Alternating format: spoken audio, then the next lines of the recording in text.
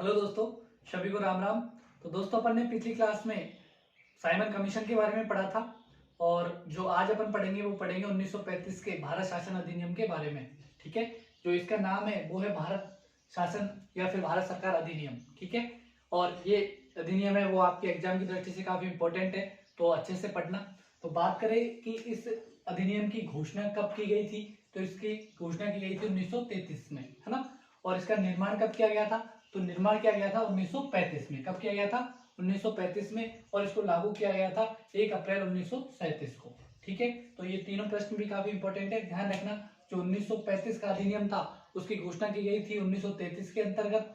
उसका निर्माण किया गया था 1935 में और उसको लागू किया गया 1 अप्रैल 1937 को। ठीक है, और 1935 का जो भारत शासन या फिर भारत सरकार अधिनियम था, इसका जो मेन उद्देश्य था वो क्या था, उत्तरदायी शासन की स्थापना करना।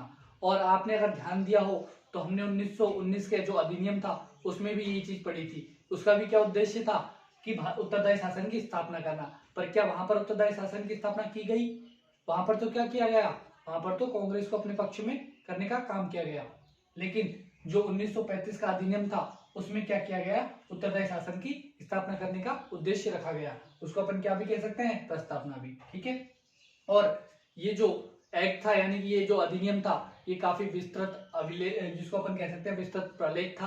क्यों था, क्योंकि इसमें जो टोटल अनुच्छेद थे वो कितने थे, 448। ठीक है, कितने थे, 448। और टोटल अनुसूचियां थी वो कितनी थी, 16। ठीक है, लेकिन ये ध्यान रखना, ये जो अनुच्छेद और अनुसूचियां थी ये 2 देशों के लिए थी। कौन कौन से, एक तो भारत और दूसरा बर्मा के लिए। किसके लिए, बर्मा के लिए। ठीक है, तो ध्यान रखना, जो स्टार्टिंग के 1 से 321 अनुच्छेद थे वो किसके लिए थे, वो तो भारत के लिए थे। और 322 के बाद 448 तक के जो अनुच्छेद थे वो किसके लिए थे, वो बर्मा के लिए थे। ठीक है, और जो अनुसूचियां थी वो भी इसी प्रकार 1 से 10 तक तो भारत के लिए थी और 11 से 16 तक किसके लिए थी, बर्मा के लिए। ठीक है, अगर आपसे पूछा जाए कि भारत के लिए जो 1935 का अधिनियम था उसमें कितने अनुच्छेद थे, तो वो थे 321। ठीक है, और बात करें अनुसूचियों की तो भारत के लिए 10 अनुसूचियां थी। ठीक है, और ये भी ध्यान रखना, इसी अधिनियम के द्वारा जो बर्मा था उसको भारत से अलग किया गया था। ठीक है, ये भी आपके एग्जाम में प्रश्न पूछा जाता है कि बर्मा को भारत से अलग किस अधिनियम के द्वारा किया गया। तो किस अधिनियम के द्वारा किया गया, 1935 का भारत सरकार या फिर भारत शासन अधिनियम के द्वारा अलग किया गया था। ठीक है, और इस अधिनियम में क्या महत्वपूर्ण बातें हुई, तो ध्यान देना, इस अधिनियम में जो सबसे महत्वपूर्ण बात हुई वो थी क्या, कि इस एक्ट के तहत संघात्मक शासन की स्थापना करते हुए, कैसे शासन की, संघात्मक शासन की स्थापना करते हुए अखिल भारतीय संघ की स्थापना करने का प्रावधान किया गया।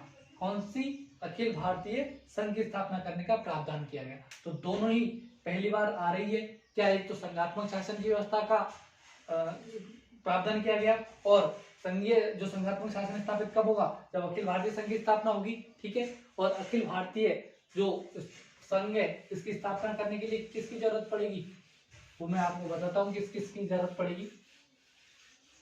एक तो जरूरत पड़ेगी किसकी, केंद्र सॉरी ब्रिटिश प्रांतों की, ब्रिटिश प्रांतों की। दूसरा, जो देसी रियासत हैं उनकी, देसी रियासतों की। और कमिश्नरी क्षेत्रों की, कमिश्नरी क्षेत्रों की।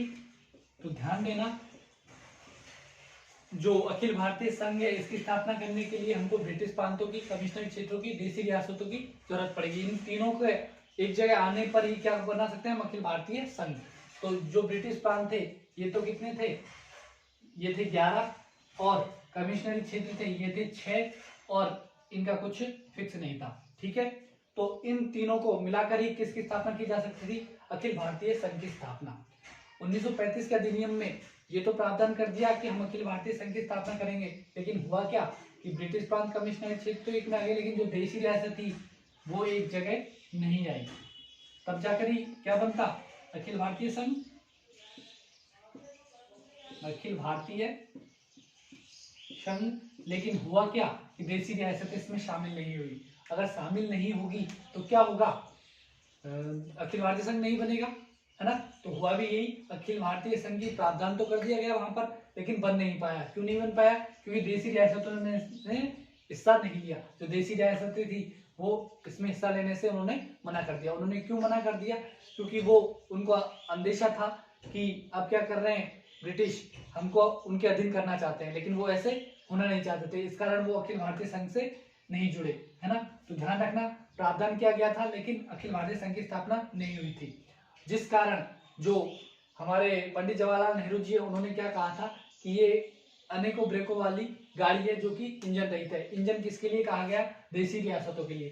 समझना कि जो ब्रिटिश सरकार थी उसने इस अधिनियम में प्रावधान तो बहुत सारे कर दिए, प्रावधान कह सकते हैं कि बहुत सारी चीजें कर दी। उन्होंने ये भी लिख दिया कि इसको अपन इस प्रकार इस ब्रेक से कंट्रोल कर लेंगे, इसको इससे कंट्रोल कर लेंगे, इसको इससे कंट्रोल कर लेंगे। और जो क्या था, देशी रियासतें ये क्या थी, एक इंजन की तरह थी। लेकिन क्या हुआ, ये इंजन तो लगा ही नहीं, तो अपन कह सकते हैं कि ये गाड़ी कैसी है, ब्रेक तो बहुत सारा है इसमें लेकिन क्या नहीं है, इंजन। तो इसीलिए जो जवाहरलाल नेहरू जी थे उन्होंने कहा था कि ये क्या है, ये अधिनियम वो क्या है, अनेक ब्रेकों वाली इंजन रहित गाड़ी है ना। तो ये ध्यान रखना कि पंडित जवाहरलाल नेहरू ने इस अधिनियम को क्या कहा था, अनेक ब्रेकों वाली इंजन रहित गाड़ी, ठीक है। और उन्होंने एक चीज और कही थी, वो कही थी ये दासता का घोषणा पत्र है। क्यों, क्योंकि वो क्या करना चाह रहे थे, देशी रियासतों को अपने अधीन, ठीक है। तो ये महत्वपूर्ण प्रश्न थे, और इसके आगे क्या हुआ उसकी भी अपन अब बात करते हैं आगे, ठीक है। तो आपने 1919 का जो अधिनियम था उसमें पढ़ा था कि हमने क्या स्थापना की थी, दो सदनीय विधानमंडल की स्थापना की थी केंद्र में, की थी या नहीं की थी, की थी ना। तो इसमें भी दो सदनीय जो विधानमंडल है उसकी स्थापना होती है ना। 1935 के एक्ट में भी दो सदनीय विधानमंडल की स्थापना की गई। अब ध्यान देना, क्योंकि 1919 में भी था और 1935 में भी था, लेकिन ध्यान देना आप क्या इसमें चेंजेस हुआ। ये काम कौन करता था, विधानसभा। दो भाग कौन कौन से थे, विधानसभा और राज्य परिषद। अगर आपने 1919 का अधिनियम पढ़ा है तो आपके समझ में आ गया होगा कि पहले तो क्या चेंज हुआ। क्या यही पढ़ा था आपने 1919 में, नहीं पढ़ा ना। 1919 में क्या था, विधान परिषद, क्या था, विधान परिषद, ठीक है। लेकिन 1935 में इसका नाम क्या कर दिया गया, राज्य परिषद, ठीक है। तो सबसे बड़ा चेंज तो यही था कि इसका नाम बदलकर राज्य परिषद कर दिया गया। और 1919 के जो अधिनियम था उसमें हमने विधानसभा के सदस्यों की संख्या पढ़ी थी 145, लेकिन यहाँ पर कितनी कर दी सदस्य संख्या, की सदस्य संख्या कर दी 375, ठीक है। एक चेंज ये हुआ। और राज्य परिषद में क्या किया गया, इसकी सदस्य संख्या कितनी थी 60, लेकिन इसकी सदस्य संख्या कर दी 260, ठीक है। और क्या चेंज हुआ, और जो इसका कार्यकाल था वो था कितना, 3 वर्ष के लिए, लेकिन इसका जो कार्यकाल कर दिया वो कर दिया कितना, 5 वर्ष का, ठीक है। और यहाँ पर जो कार्यकाल किया गया वो किया गया 6 वर्ष के लिए, ठीक है। और ये एक कैसा सदन था, ये था स्थायी सदन, ठीक है, ये था स्थायी सदन।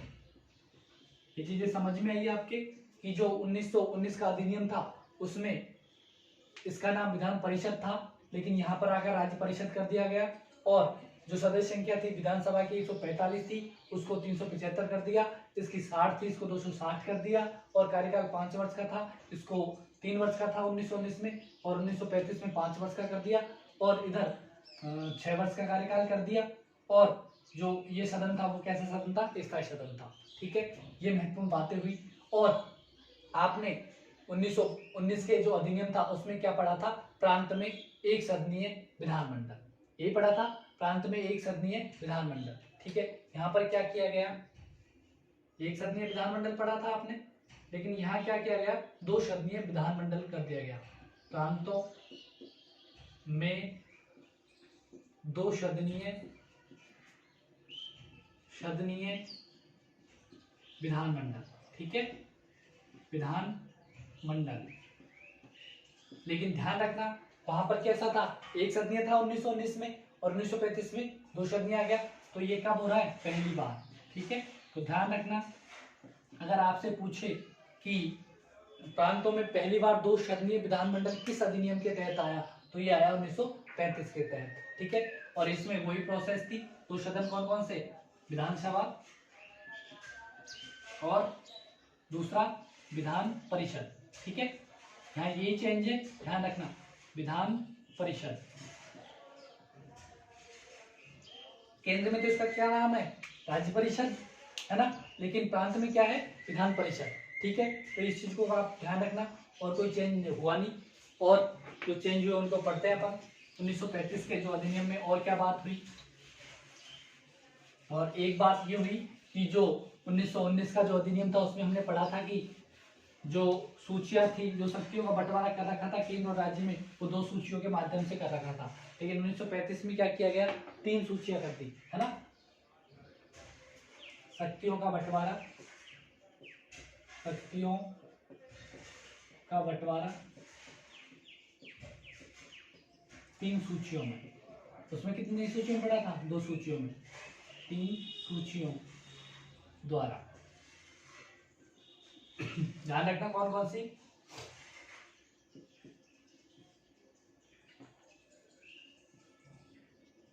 एक तो कौन सी थी, संसूची, संसूची,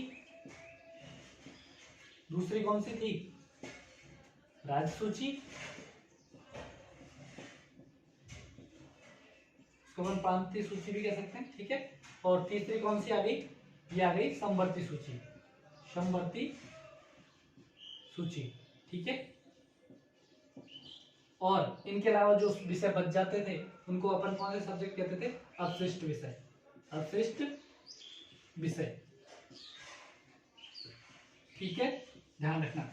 अब एक चीज और जो आपसे कई बार प्रश्न पूछ लिया जाता है कि जो संसूची थी इसमें कितने विषय थे, तो संसूची थी इसमें विषय थे कितने, 59, ठीक है। और इसमें जो विषय थे वो थे 54, और इसमें संवर्ती सूची विषय थे ये थे 36, ठीक है। तो इन चीजों का ध्यान रखना। और अगर अपन इसको वर्तमान से जोड़े कि वर्तमान में कितने विषय हैं, वर्तमान में, तो ये भी ध्यान रख लेना क्योंकि डायरेक्ट आपसे वर्तमान की भी पूछे जा सकती है। तो वर्तमान में जो विषय थे संसूची में जो विषय हैं आज वो कितने हैं, 100, ठीक है। और राज्य सूची में जो विषयों की संख्या है वो है 61, कितनी, 61। और जो संवर्ती सूची है इसमें विषय हैं 52, कितने विषय हैं, 52, 52, ठीक है।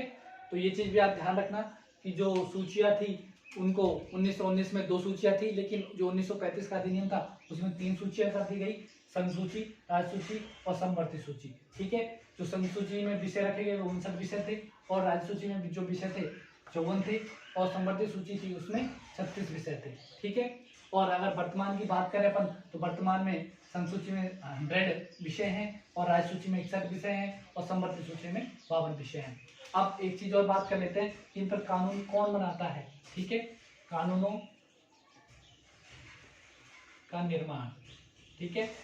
यानी कि कह सकते हैं कि जो भी नियम कानून है वो कौन बनाएगा, संसूची के लिए, तो ये बनाएगी संघ सरकार, कौन बनाएगी, संघ सरकार। और जो राजसूची है इसके विषयों पर कौन बनाएगी, इसके विषयों पर आएगी राज्य सरकार, ठीक है। ये कब की बात कर रहे हैं, 1935 के अधिनियम की, ठीक है। और जो समवर्ती सूची है इस पर कौन बनाएगी, संघ सरकार, ठीक है। लेकिन ध्यान देना, अगर आज अपन वर्तमान की बात करें तो जो समवर्ती सूची है इसके विषयों पर कौन कानून बनाते हैं, तो इस पर जो हमारी राज्य सरकार है और केंद्र सरकार है दोनों मिलकर बनाती है। और अगर दोनों में मतभेद होते हैं तो किसका मान्य होता है, होता है संघ सरकार का, ठीक है। तो ये चीज भी आप ध्यान रखना। और जो अपशिष्ट विषय थे इन पर 1935 में कौन कानून बनाता था, तो इसमें बनाता था वायसराय, ठीक है। और अगर अपन वर्तमान की बात करें, वर्तमान से इसको जोड़े तो वर्तमान में अपशिष्ट विषयों पर कौन बनाता है कानून, संघ सरकार, ठीक है। तो ये चीज भी आपको पता होनी चाहिए थी क्योंकि काफी इंपॉर्टेंट है। यहाँ से आपसे डायरेक्ट प्रश्न पूछ लिया जाता है कि जो 1935 का अधिनियम था उसमें संघ सूची में कितने विषय थे, तो वो थे 59, राज्य सूची में 54 और जो संवर्ग सूची उसमें 36 थे। ठीक है, ये बातें भी कब की थी, 1935 के अधिनियम की। अब आगे बढ़ते हैं, आगे क्या होता है कि आपको ध्यान हो तो हमने 1919 के अधिनियम में जो प्रांत थे उसमें क्या किया था, द्वंद्व शासन की स्थापना की थी, है ना, दोहरा शासन की स्थापना की थी कि नहीं की थी, की थी ना। तो अब क्या करेंगे, ध्यान देना, आप क्या करेंगे, 1935 के अधिनियम में जो प्रांतों में क्या, प्रांतों में दोहरा शासन था, दोहरा शासन को समाप्त करते हुए केंद्र में, कहां पर, केंद्र में, सॉरी थोड़ा पेन ऐसा चल रहा है, क्या करेंगे, केंद्र में, कहां पर, केंद्र में दोहरे शासन की स्थापना करेंगे, दोहरे शासन की स्थापना का प्रावधान किया गया। ठीक है, क्या किया कि जो प्रांतों में दोहरा शासन था उसको समाप्त कर दिया और उसको कहां पर लेकर आ गए, कहां पर, केंद्र में। ठीक है, और आपने पढ़ाई था कि इस दोहरे शासन को किस प्रकार से हमने बांटा था, एक तो आरक्षित और एक हस्तांतरित। ठीक है, हस्तांतरित। ठीक है, इस प्रकार से दो हाथों में शासन था, इसको केंद्र में ला दिया गया और प्रांतों से हटा दिया गया। तो भाई प्रांतों से हटा दिया तो प्रांतों को क्या दिया गया, तो प्रांतों को दिया गया क्या, प्रांतों में घोषणा की गई कि प्रांतों में उत्तरदायी शासन की स्थापना करेंगे। जैसे उत्तरदायी, स्वायत्ता, और लिख लो, प्रांतों में स्वायत्ता देते हुए, किस प्रकार का शासन, स्वायत्ता देते हुए उत्तरदायी शासन की स्थापना करेंगे, उत्तरदायी शासन की स्थापना करेंगे। ठीक है, ये बातें कब की गई, 1935 के अधिनियम में। भाई क्या किया गया, वहां से दोहरा शासन को हटा लिया, केंद्र में लागू कर दिया और प्रांतों में क्या किया गया, स्वायत्ता देते हुए उत्तरदायी शासन की स्थापना करने का प्रावधान किया गया। ये बात कब की है, 1935 के अधिनियम की। ठीक है, और क्या किया गया भाई 1935 के अधिनियम में, तो हमने 1919 के अधिनियम में कहां पर, केंद्र में किसकी स्थापना की थी, लोक सेवा आयोग की थी कि नहीं की थी। और यहाँ पर भी क्या करेंगे हम, यहाँ पर कहां पर, प्रांतों में। ठीक है, प्रांतों में लोक सेवा आयोग, लोक सेवा आयोग। ठीक है, लोक सेवा आयोग के गठन का प्रावधान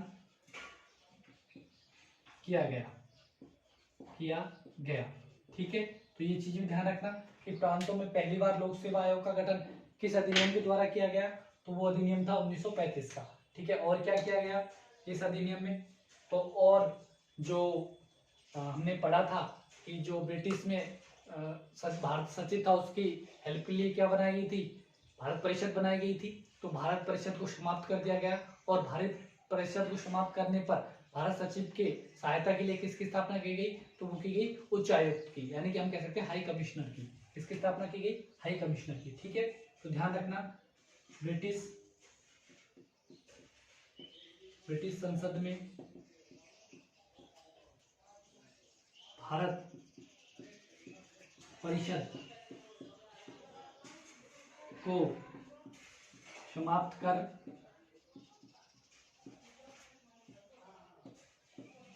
किसकी स्थापना करेंगे, उच्चायुक्त, जिसको हम अंग्रेजी में क्या कहते हैं, हाई कमिश्नर। हाई कमिश्नर का पद सृजित किया। ठीक है, तो ध्यान देना, जो हाई कमिश्नर का पद था वो कब लेकर आए हम, 1935 के अधिनियम में, किसके स्थान पर, भारत परिषद के स्थान पर। और ये क्या करती थी, भारत परिषद भारत सचिव का सहयोग करती थी। और यहाँ पर अब कौन सहयोग करेगा, भारत सचिव का उच्चायुक्त यानी कि हाई कमिश्नर। और क्या हुआ इस अधिनियम में, तो ये भी एक बार देख लेते हैं। लास्ट बात है इस अधिनियम की कि और क्या किया गया कि जो हमारी सर्वोच्च न्यायालय थी उसकी स्थापना हमने कब की थी 1774 में। 1773 के जो रेगुलेटिंग एक्ट था उसके तहत की थी कि नहीं की थी। अब क्या किया गया कि जो हमारे यानी कि सुप्रीम कोर्ट था उसको हम कहाँ पे स्थापना की थी हमने, कोलकाता में। तो कोलकाता से दिल्ली लेकर आएंगे। तो ये कब लेकर आए हम, 1 अक्टूबर। कब, 1 अक्टूबर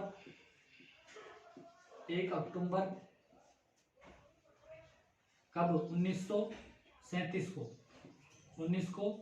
को सुप्रीम कोर्ट को दिल्ली स्थानांतरित किया गया। कहां पर, दिल्ली स्थानांतरित किया गया। ठीक है, तो हमने दिल्ली कब लेकर आए, तो ये लेकर आए 1 अक्टूबर 1937 को। ठीक है, तो यहां से ध्यान देना, जो हमने 1773 के जो रेगुलेटिंग एक्ट था उसमें स्थापना की थी, तब सुप्रीम कोर्ट में कितने सदस्य थे, एक तो मुख्य न्यायाधीश था और 3 इसके सहयोगी थे यानी कि अन्य न्यायाधीश थे। 3 क्या थे, अन्य न्यायाधीश। ठीक है, लेकिन जब हम इसको दिल्ली लेकर आएंगे तब कितने न्यायाधीश कर देंगे इसमें, मुख्य न्यायाधीश तो एक ही रहेगा, लेकिन 6 कितने आ जाएंगे, 6 अन्य न्यायाधीश। कितने, 6 अन्य न्यायाधीश। ठीक है, ये चीज ध्यान रखना। ये तो कब की बात है, 1773 के रेगुलेटिंग एक्ट में, लेकिन ये कब की बात है, 1735 के जो भारत शासन अधिनियम है उसमें। ठीक है, तो ये चीज भी आप ध्यान रखना कि जो सुप्रीम कोर्ट है इसमें 1773 में तो 1 मुख्य न्यायाधीश और 3 अन्य न्यायाधीश थे, लेकिन जो 1935 का अधिनियम है इसमें 1 मुख्य न्यायाधीश और 6 अन्य न्यायाधीश थे।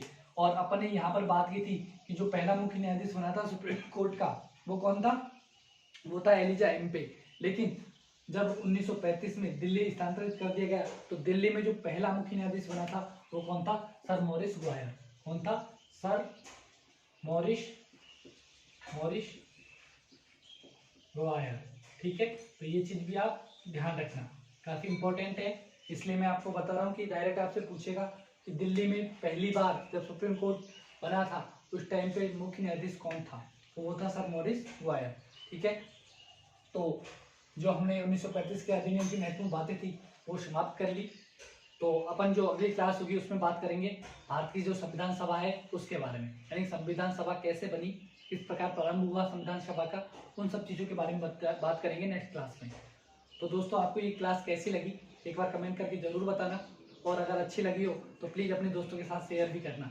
और अभी तक आपने अगर हमारे चैनल को सब्सक्राइब नहीं किया है तो प्लीज़ चैनल को भी सब्सक्राइब कर लेना एक बार, जिससे कि आपको हमारी जो भी क्लासें हैं वो टाइम टू टाइम मिलती रहे।